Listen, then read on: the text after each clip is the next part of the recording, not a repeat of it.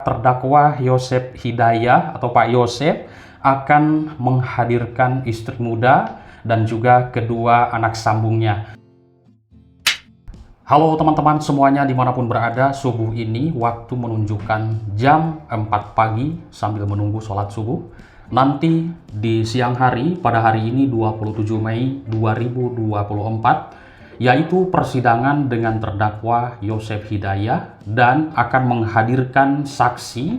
Berikut juga sudah menjadi tersangka yaitu Ibu Mimin, Abi Arigi, dan ada lagi saksi-saksi yang lainnya.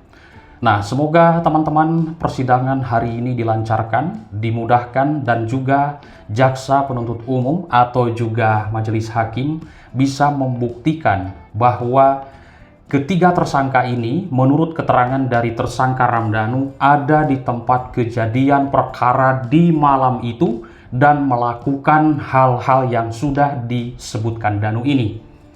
Nah, harapan kita semuanya sebagai warga masyarakat kasus ini cepat selesai, terungkap adanya vonis, adanya tersangka, agar masyarakat ini khususnya di Ciseti Jalan Cagak itu tentram. Karena banyak sekali teman-teman di sini perdebatan di publik, ada juga yang belum percaya bahwa Pak Yosef Mimin Abi Arigi ini adalah pelaku dan pelaku hanya Danu. Begitulah banyak komentar publik ya. Wajar sekali karena kita bebas untuk berpendapat dan juga menilai kasus ini kok begitu lama. Baik, ada juga yang sudah percaya dengan keterangan Danu 100% bahwa yang sudah disebutkan Danu ini benar, yaitu Ibu Mimin, Abi Arigi, dan juga Pak Yosef adalah ada sebuah keterlibatan dan juga melakukan. Ini ada dua versi di publik, ada yang percaya 100% dengan keterangan Danu, ada juga yang belum percaya 100% dengan keterangan Danu. Saya menyikapi hal itu, ya wajar sekali. Silahkan teman-teman bebas berkomentar dan juga menyampaikan analisis dan juga pendapatnya. Intinya kita simak nanti persidangan. Pada hari ini akan hadir Ibu Mimin, Abi Arigi, dan juga mungkin saksi yang lainnya. Nah, Ibu Mimin, Abi Arigi ini adalah tersangka, sudah ditetapkan tersangka oleh pihak kepolisian Polda Jabar. Tentunya ini, ya ada juga nih, ada sebuah analisa seperti ini akan lemah dalam sebuah kesaksiannya. Ya, kita lihat saja ya, teman-teman nanti rekan-rekan YouTuber akan live streaming. Semoga saja bisa live streaming di ruang persidangan. Dan selama ini kita menyimak kasus Subang, persidangan, setiap persidangan yang dihadirkan baik saksi A, B, C, D dari awal itu kan tidak bisa live streaming. Ya kita ambil positifnya saja teman-teman, karena kasus Subang ini pertama kan lama, yang kedua ini adalah kebijakan dari majelis hakim ya, agar saksi-saksi yang lain ini yang belum dimintai keterangannya itu tidak melihat, tidak menonton apa yang ditanyakan oleh majelis hakim, oleh penasihat hukum, dan juga JPU. Ini kita ambil positifnya teman-teman. Semoga kasus ini cepat selesai, terungkap siapa sebenarnya pelaku. Teman-teman, dalam sidang kasus lanjutan di Subang, Jawa Barat ini, yaitu kita melihat terdakwa Yosef Hidayah atau Pak Yosef akan menghadirkan istri muda dan juga kedua anak sambungnya. Ini akan menarik teman-teman, karena apa? Saksi ini adalah sudah ditetapkan tersangka. Jadi bukan saksi sembarangan. Ya, kalau saksi-saksi yang lain kan ya kayak Ilham dan yang lainnya masih banyak, itu kan bukan tersangka ya. Tapi ini yang menarik, tersangka dijadikan saksi untuk terdakwa Pak Yosef Hidayah. Dan nanti mungkin dilanjutkan kembali akan ada para ahli, baik itu ahli digital forensik dan ahli-ahli yang lainnya, karena ini yang akan menarik, sudah dihadirkannya ahli-ahli. Namun ahli-ahli ini saya belum mendapatkan kabar apakah ahli forensik yang akan dihadirkan, atau juga ahli psikologi forensik, atau juga ahli digital forensik ya. Ini kita simak saja nanti teman-teman, persidangan ini akan seru sekali. Oke teman-teman, sidang lanjutan kasus Subang, korbannya adalah Ibu Tuti dan Amalia di Subang, Jawa Barat, yang terjadi pada 18 Agustus 2021 lalu ini. Yosef Hidayah yang mana kita sudah mengetahui suami dari Ibu Tuti, ayah dari Amel, dan juga suami dari istri muda ya, suami dari Ibu Mimin juga. Nah, kemarin semuanya kesaksian dari para saksi yang sudah kita simak, Pak Yosef ini masih keberatan sampai berdebat dengan Ilham. Ini yang seru dengan Ilham, teman-teman.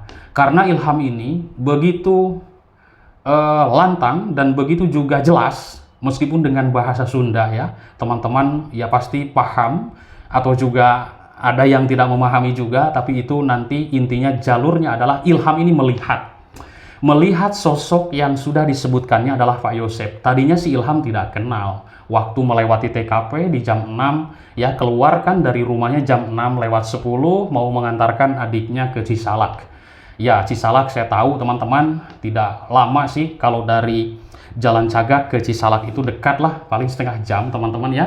Bolak-balik pun dekat intinya. Nah, Ilham dalam sebuah kesaksiannya dengan kecepatan estimasi 20 km per jam atau 40 km per jam, karena di situ dulu saya pun tahu jalan Ciseti di depan TKP itu rusak, tidak bisa kebut-kebutan. Kalau sekarang sudah di hot mix ya, sudah bagus jalannya.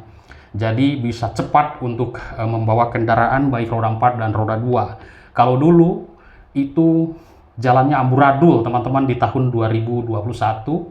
Saya tahu jalan itu. Oke, teman-teman, dalam sidang kasus Subang dengan tersangka atau terdakwa Pak Yosef Hidayah, yaitu sekarang ini akan dihadirkan 3 saksi atau ada nanti saksi yang lainnya ya. Nah, ketiganya adalah istri muda dari Pak Yosef, yaitu Ibu Mimin, dan juga kedua anak sambungnya. Ya, ini dipastikan bakal menarik teman-teman ya. Oke, seperti diketahui, kita sudah mengetahui di berbagai media pemberitaan, Ibu Mimin ini adalah istri muda dari Pak Yosef yang tinggal di Cijengkol. Dari jarak TKP Ciseti ke Cijengkol itu lumayan agak jauh, perjalanan kurang lebih 20 menit teman-teman. Saya sudah juga itu mempraktekkan ya, karena penasaran dari dulu kan, turun ke lapangan, coba kita mendengar keterangan Pak Yosef 20 menit. Kita tes dari TKP ke Cijengkol, kita tes, selalu tes teman-teman. Lalu kemarin kan perdebatan antara CCTV toko jok motor kurang lebih 300 atau 400 meter, itu tidak memakan waktu puluhan menit teman-teman, paling itu detik ya, karena dekat dan juga kelihatan. Teman-teman nanti kalau melewati Ciseti, Jalan Cagak, atau yang mau ke jalan-jalan kemana, ke Ciater lewat situ, itu dari toko jok ke TKP itu dekat, paling 300 meter 400 meter lah teman-teman. Oke teman-teman, ketiga tersangka sampai saat ini meskipun sudah ditetapkan menjadi tersangka, Polda Jabar belum juga melakukan penahanan. Bagaimana tanggapan dari kuasa hukum Danu, Ahmad Taufan, yang selama ini mendampingi Danu dari awal-awal dulu kasus ya, yang begitu ramai sekali, dan Danu ini belum sama sekali mengakui atas perbuatannya, tapi dengan begitu pemeriksaan intens sekali di Polda Jabar. Dan ini bisa jadi penyidiknya adalah yang luar biasa ketika bertanya ke Danu. Mungkin Danu ini pasti kena jebakan oleh pertanyaan dari penyidik ini. Itu analisis saya. Karena tidak mungkin juga tiba-tiba Danu menyerahkan diri teman-teman. Ini saya yakin penyidik yang bertanya ke Danu ini sangat luar biasa pertanyaannya.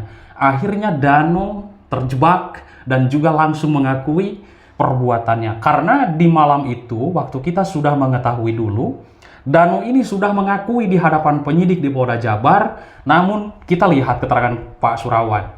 Pak Surawan dulu sama sekali belum mempercayai dengan keterangan Danu mengakui, tapi terus didalami. Akhirnya Danu dipastikan dan langsung dibawa ke Karawang waktu itu, dipastikan oleh Bang Ahmad Taufan. Dan benar pengakuannya, Danu melakukan, shock semuanya. Akhirnya Danu menyerahkan diri, mengakui atas ucapannya, dan juga mungkin itu adalah pertanyaan penyidik yang sangat menjebak teman-teman. Luar biasa. Oke, itu analisis saya. Tidak tiba-tiba Danu ini menyerahkan diri, tapi terjebak oleh pertanyaan penyidik. Itu saya yakin teman-teman lah.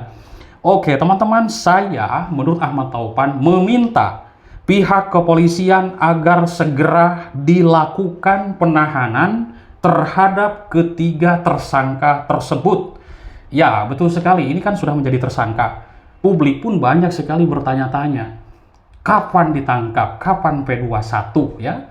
Ada sebuah analisis di sini bahwa apakah nanti Ibu Mimin Abi Arigi atau ketiga tersangka ini akan dilakukan penahanan sesudah benar Pak Yosep ini hakim yakin Pak Yosep adalah pelaku.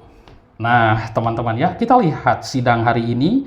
Oke, teman-teman, sementara itu Pak Ahmad Taufan adalah orang berpengaruh di tim ATS tersebut yang menjadi tim PH Dano. Ia mengakui sejak awal jadi pendampingan hukum tersangka Dano tidak mendapatkan bayaran sepeser pun.